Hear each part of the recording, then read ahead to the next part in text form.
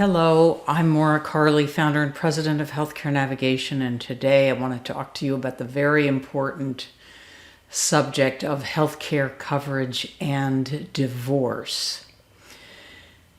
And I could talk for a long time about healthcare coverage and divorce. I actually, many years ago, was on the circuit with a group, speaking all over the country for half a day.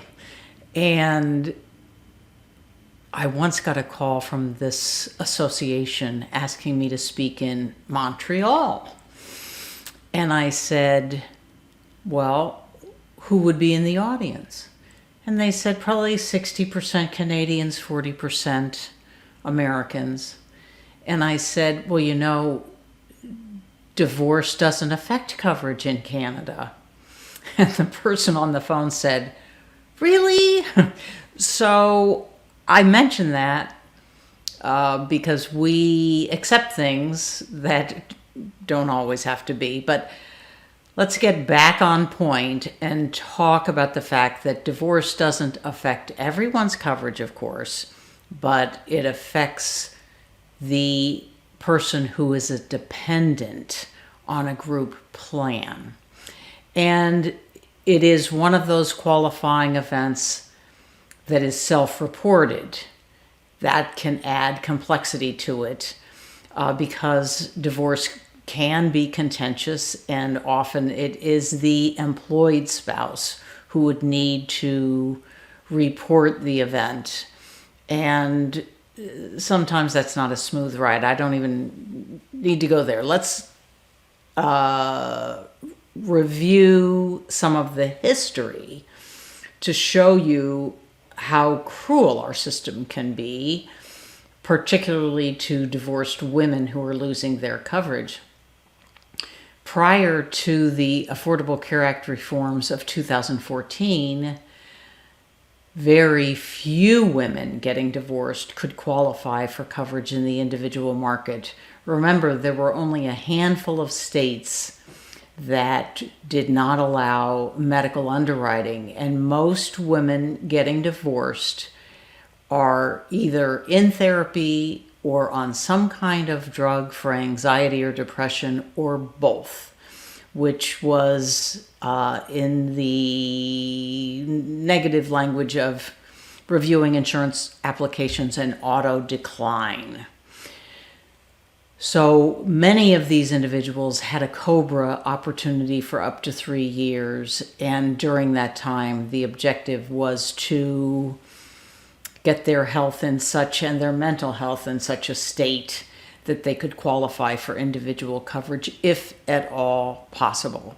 So this is another area that the Affordable Care Act has, depending on how you look at it, improved the plight of people losing their group coverage because pre-existing conditions can no longer apply, and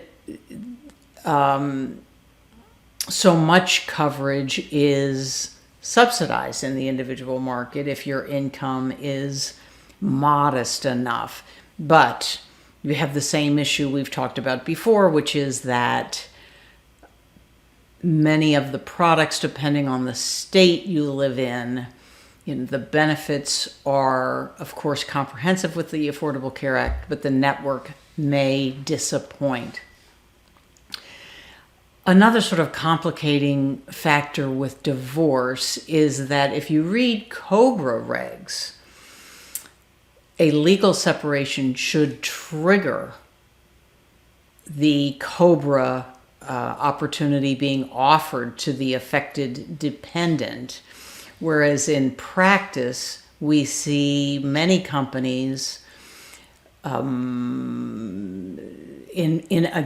practice not expecting that to be reported to the COBRA administrator, who's then going to send out the notification until the final divorce decree is final. So you don't want to leave yourself in a vulnerable position because of a difference in regulations and practice among companies. So I don't think there's any need to go beyond this. People want to see short videos anyway. I know that. We've talked about some other qualifying events, but divorce can be a particularly difficult one because it is often just another factor in a very contentious situation. So all the more important to plan ahead, know what your options are, as we've discussed many times before. All right, thank you for listening. Send us your ideas. I forgot to say, we need you to hit like and all those things. And please tell others to become more informed about healthcare coverage. Thank you. Take care. Bye-bye.